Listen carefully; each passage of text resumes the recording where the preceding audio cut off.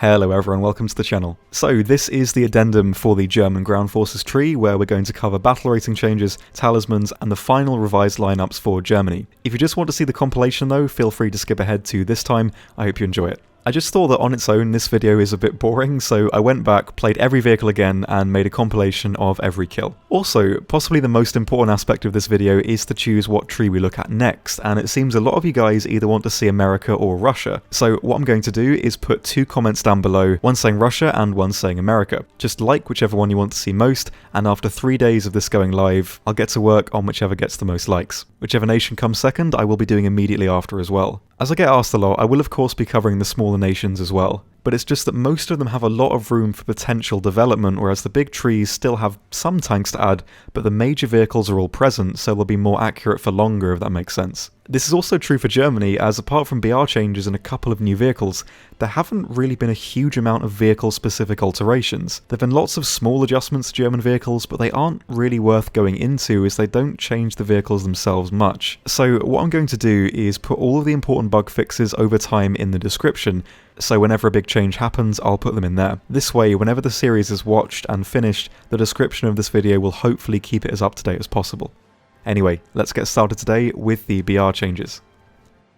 So the first tank to cover is thankfully the Pz.IV, which was a bit redundant at its initial position of 1.7. After two separate battle rating changes, it's now at 1.0, which is really where it should be. It still won't excel here especially, but at least now it adds another tank to a possible 1.0 lineup, and it does mean that if this tank is played at 1.0, it won't be seeing any of the higher tier tanks that would really struggle against. So safe to say this tank is in the best spot it can possibly be in now, so overall really good change for a somewhat neglected vehicle. Next up is the Pz.IV, which has gone from 2.0 to 1.7, which is another good change. It still won't excel here hugely, just down to the lack of turret traverse, but at least now, like the E, it's less likely to be up-tiered and has a bit more potential to work. And it also makes a 1.7 lineup a bit more viable as well, and speaking of another new 1.7, next up is the Sturmpanzer, which went from 2.0 to 1.7. I'm not really sure why this was done on a performance basis, as this down tier won't really change anything whatsoever apart from helping creating a 1.7 lineup. Its drawbacks are still present and its advantages are still present as well. It'll still be able to deal with pretty much every enemy vehicle it meets. So a good change for adding a bit more playability to the tree, but based on performance, nothing's really going to change here. Next up, a change I'm very happy about, the Pz.III-J1, which was at 3.0 with the L and the M, is now at 2.7, which gives it a lot more of a purpose in the game. At 2.7, if it isn't up-tiered too much, it performs very well now, and a 2.7 lineup can somewhat be made. I still think the SDK have said 6.2 should receive a down tier as well to 2.7, as this way their lineup can work a lot better with the J1, Marder and the Puma. Maybe Gaijin are a bit reluctant to change it because it is seen as an analogue to the Bofors carrying trucks in the Swedish and French trees, and maybe people will see it as a bit unfair, but regardless though, great change for the J1. Next up, very quick one as it's a rare, with the analogue in the American tech tree, the captured M4A2 Sherman has been bumped up to 4.0, which at least for this vehicle is somewhat deserved as it could be very clubby. Regardless though, even at 4.0 it still performs very well, so keep your eye out if it ever comes up for sale again. Next is the captured KV2 Mod 1940, which has gone from 4.3 to 4.0. A deserved change, but not one that'll really change much. It still has the same drawbacks, and down-tiering it won't really change that. At least now the armor has the potential to be slightly more reliable, and you might run into some squishier targets, so that is a plus for it. It can now also fit nicely into the 4.0 lineup, which is still incredibly strong, and has a lot of captured vehicles in it actually, so hey, you can make one of those now. Next up is the Premium Brumbar, which is now at 4.3, which really just serves to make the armor a bit more reliable from the front. It was already very good, but now if you're not up-tiered, it can be close to invulnerable if you're hull down. It still has the exact same weaknesses, but now its strengths are slightly buffed. It'll be a bit more viable at close range now, but overall I don't think too much in its performance will change, as it's still weak to the exact same things, and at a lower battle rating those weaknesses don't just go away. Regardless, it can now be used in the 4.3 lineup with the Hetzer, Panzer IV-H and the Dickermax as well if you like, so decent change, can't complain. Lastly, the Hot Carrier was downtiered as well to 8.7. This won't really change anything as its weapon handling is still terrible, but now it can be used with the A1A1 and the TAM in that lineup. I doubt its overall performance will change from this, it could even be downtiered a bit further, but again, not sure if that will really change much. A positive alteration in any case, even though it's not really what the vehicle needed. Next up are a couple of quick additions. So while this series is going on, 2 new vehicles have since been added that should be talked about a bit here. Firstly is an aircraft, the Ju-188A2, a medium bomber that bears a fair resemblance to the Ju-88. It sits between the last Dornier 217 and the 177 in the tree, and at its battle rating of 5.3 it makes for a great bomber when spaded, and fits perfectly into the 5.357 lineup. Its 2 best bomb loads are one 1000kg bomb and one Satan 1800kg bomb, which drop separately, and a heavy loadout of 2 250kg bombs, 2 1000kg bombs, and 10 50kg bombs in an internal bay. It's a great loadout, and the 1000s drop separately, which gives you huge potential. This aircraft functions a lot like a watered down Ju-288, not as fast, not as well defended, and with a lesser bomb load, but as this vehicle is entirely free to use and unlock, it makes the need for spending money on the 288 a bit unnecessary now. The 188 is great. It's a bit sluggish when laden and stock, but when clean it can maneuver fairly well for a bomber, and with a 20mm cannon above the cockpit it can pick up a fair few air kills as well. It's a great addition to the game, and I personally hope we see a lot more World War II era aircraft like this added. I really recommend spading it.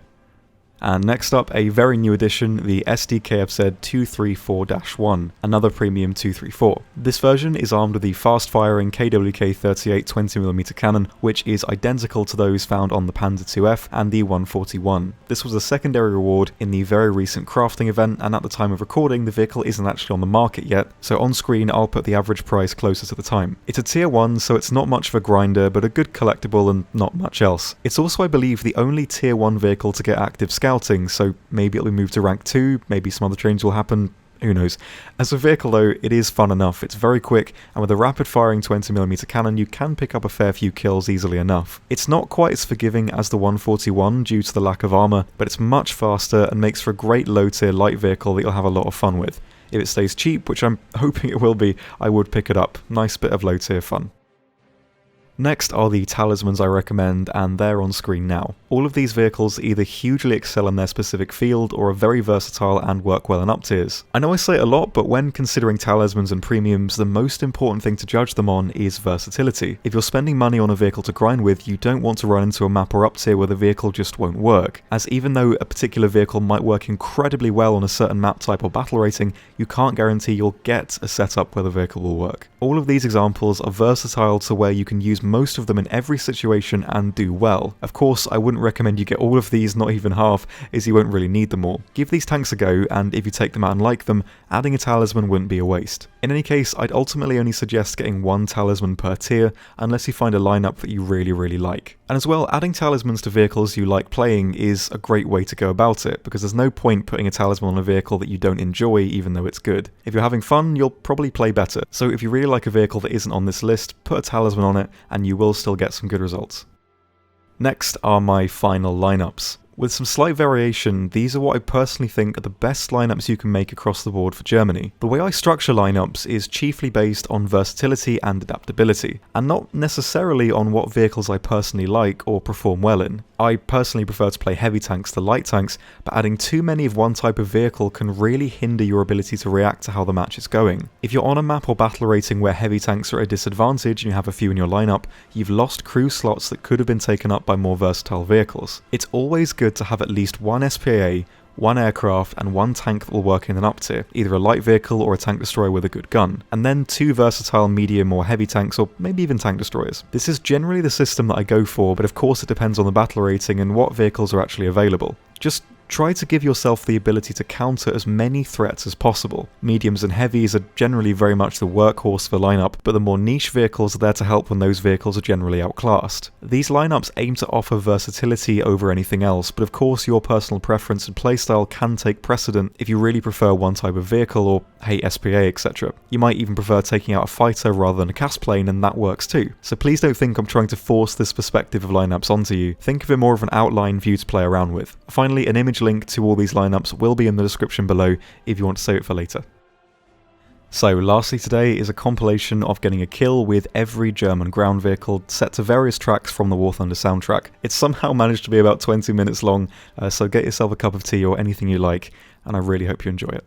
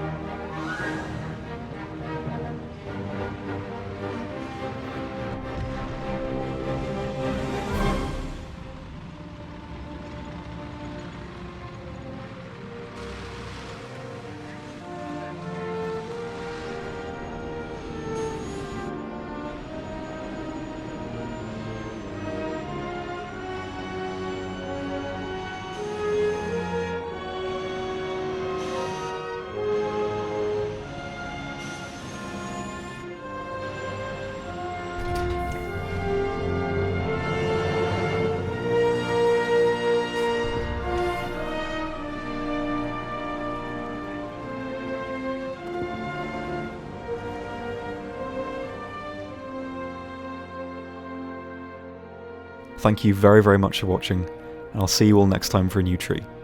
All the best.